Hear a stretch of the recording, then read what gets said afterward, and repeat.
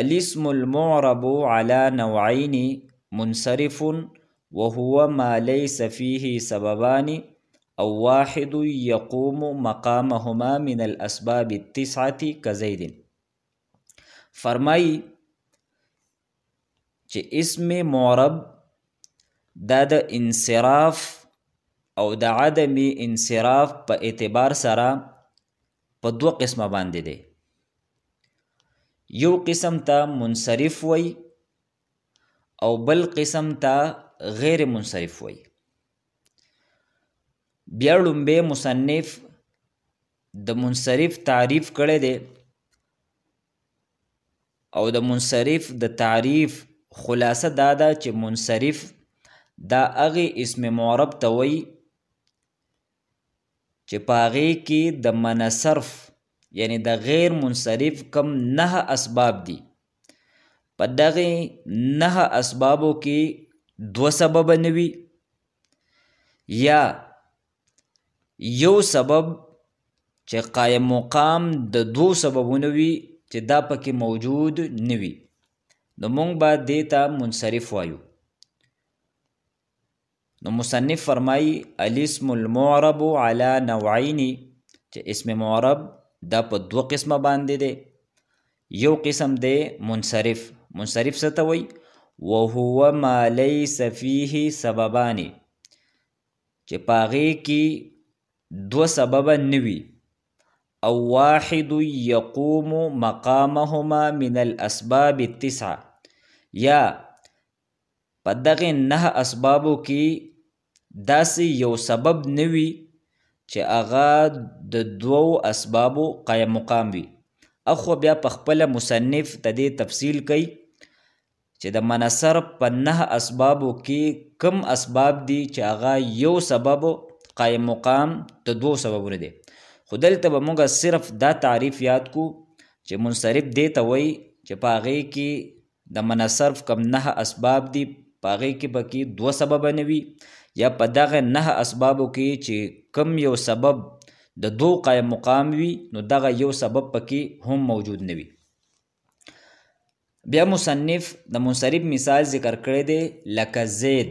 نو زید دا منصرف دی ځکه چې په دې کې د غیر منصرف کم 9 اسباب دي، نو په دې کې داسې 2 سبب نشته دی چې هغه قایم مقام د 2 وي او نه پکې 2 اسباب شته او نه پکې داسې سبب شته دی چې هغه قایم مقام د 2 وي. نو زید دا منصرف دی. ويسمى الاسم المتمكن. په دې عبارت کې مصنف د منصرف یو دویمه وجه تسمیه ذکر کوي چې منصرف ته اسم متمکن هم وی او د متمکن دا د اسم فاعل صیغه ده، معنی دا اعراب لرا زی ورکونکې. نو چونکې منصرف هم اعراب لزی ورکوي، دا کم 3 حرکات دي یعنی ضمه، فتحه، کسره سره د تنوین په دې باندې راځي، نو دې وجې نه دې ته اسم متمکن وی. نو د منصرف دویم نوم دی اسم متمکن. وحکمه ان يدخله الحرکات الثلاث مع التنوین. په دې عبارت کې مصنف د منصرف حکم بیانوي چې د منصرف حکم دا دی چې په هغې باندې 3 حرکات یعنی ضمه، فتحه، کسره دا 3 پې داخلیږي سره د تنوینه، یعنی په دې باندې تنوین هم راتلی شي. بیا مصنف د مثالونو په ذریعه باندې ته دې وضاحت کوي. نو فرمایي تقول جاءني زید ورأیت زیدا ومررت بزید. نو په دې لومبي مثال کې جاءني زیدون کې دا زید دا منصرف دی او په دې باندې تنوین راغلی دی او دا تنوین د ضمې دی. ورأیت زیدن دلته دا زیدن دا منصوب دی، په دې باندې د 2 زبرونو تنوین راغلی دی. ومررت بزیدین په دې کې دا زید دا منصرف دی او دا مجرور دی او په دې باندې د 2 زیرونو تنوین راغلی دی. نو په دې مثالونو کې په دغه کم منصرف دا زید دا منصرف دی په دې باندې ضمم راغله فتحم راغله او کسرم راغلی ده او تدې سره سره په دې باندې تنوین هم داخل دی. نو د منصرف د تعریف حاصل دا شو چې منصرف دا به مونږه هغې اسم معرب ته وایو چې په هغې کې د منع صرف د 9 اسبابونه 2 سببه نه وي یا داسې یو سبب پکې نه وي چې هغه قایم مقام د 2 سببونو وي. بل اهمه خبره مصنف په دې عبارت کې دا ذکر کړه چې منصرف ته اسم متمکن هم وای او بیا د هغې حکم بیان کو. نو حکم یې دا دی چې په دې باندې 3 وړه حرکات سره د تنوینه داخلیږي او بیا مثالونه هم ذکر کړل. بیا مصنف د غیر منصرف تعریف کوي. نو فرمایي وهو ما فيه سببان او واحد منها يقوم مقامهما. چې غیر منصرف دا هغې اسم معرب ته وایي چې په هغې کې د منع صرف کم 9 اسباب وي په هغې کې 2 سببه پکې جمع شوي وي یا یو سبب پکې وي خو هغه داسې سبب وي چې هغه د 2 سببونو قایم مقام وي. نو مونږ به دغه اسم ته غیر منصرف وایو. نو منصرف او غیر منصرف دا په خپل منځ کې الټ دي. اوس دغه 9 اسباب دا کم دي بار بار مونږ ذکر وکړو چې په دې کې د منع صرف په 9 اسبابو کې 2 سبب وي یا نه وي. نو دغه اسباب کم دي؟ نو مصنف رحمه الله فرمایي والاسباب التسعة چې 9 اسباب یعنی د منع صرف یا د غیر منصرف کم 9 اسباب دي نو هغه دا دي. نمبر 1 العدل یو عدل له. نمبر 2 والوصف. نمبر 3 والتانيث. نمبر 4 والمعرفة. نمبر 5 والعجمة. نمبر 6 والجمع. نمبر 7 والتركيب.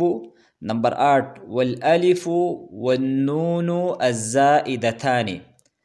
او نمبر 8 دی الالف والنون الزائدتان او نهم نمبر دی ووزن الفعل.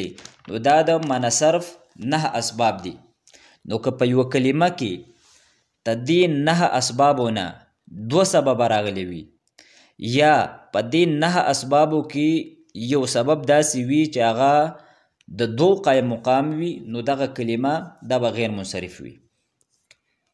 نو اوس چې یو کلمه غیر منصرف وي نو په هغې او په منصرف کې به فرق څه وي؟ نو دلته اوس د غیر منصرف د هغې حکم بیانوي. وحکمه الا يدخله الکسرة والتنوین. مصنف رحمه الله په دې عبارت کې د غیر منصرف حکم بیانوي. که چرې یو کلمه غیر منصرف وي نو په دغه کلمه باندې به کسره یعنی زیر د نه داخلیږي او په دې کلمه باندې به تنوین هم نه داخلیږي یعنی ضمه او فتحه خو به پې راځي لیکن تنوین به پې نه وي او دغه شانتې کسره هم په غیر منصرف باندې نه داخلیږي. نو د منصرف او د غیر منصرف په حکم کې فرق دا شو چې په منصرف باندې زبر هم راځي زیر هم پې داخلیږي او پیش پې هم داخلیږي او تدې سره سره په هغې باندې تنوین هم راځي. لیکن کم غیر منصرف دی نو په دې باندې خو ضمه او فتحه راځي لیکن په دې باندې کسره دا نه داخلیږي او تنوین دا هم په غیر منصرف باندې نه داخلیږي. نو دا د غیر منصرفو حکم دی. ويكون في موضع الجر مفتوحا ابدا.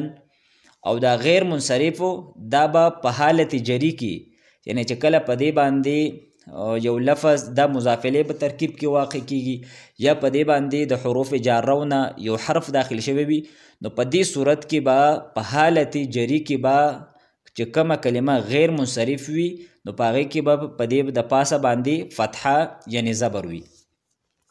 ويكون في موضع الجر مفتوحا ابدا. او دا غیر منصرف دا به په حالت جری کې دا به د همیشه د پاره مفتوح وي یعنی په دې باندې به کسره یعنی زیر نه وي. اوس مصنف ته دې مثالونه ذکر کوي. تقول جاءني احمد.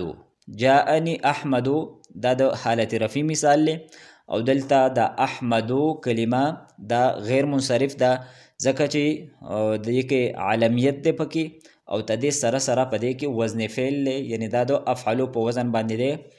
نو احمدو په دې باندې ضمه راغلی ده لیکن په دې باندې تنوین نشته دی.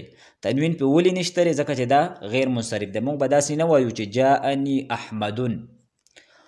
ورأيت احمد دا د حالت نسبی مثال دی، نو د دې حالت نسبی په فتحې سره دی لیکن په دې باندې به تنوین نه راځي. داسې به نه وایو چې رأيت احمدن. او د حالت جری مثال مررت باحمد. مصنف دا خبره ذکر کړه چې په حالت جری به تدې په فتحې سره وي. نو دلته دا باحمد دا په حالت جری کې دی ځکه چې په دې باندې با حرف جاره داخل شوی دی لیکن په دې باندې به زیر نه راځي. د زیر په ځای باندې به په دې باندې فتحه راځي.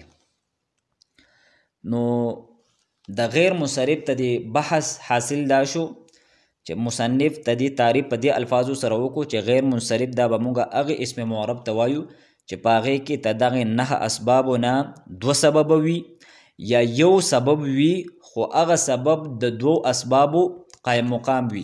بیا یې دغه 9 اسباب ذکر کړل او هغه 9 اسباب دا عدل، وصف، تانیث، معرفه، عجمه، جمع، ترکیب، وزن فعل او الف نون زائدتان. او بیا د هغې حکم بیان کو چې د غیر منصرف حکم دا دی چې په دې باندې کسره هم نه راځي، کسره او تنوین پې نه راځي او د دې حالت جری دا به په فتحې سره وي. او بیا په اخراني کې مثالونه ذکر کړل.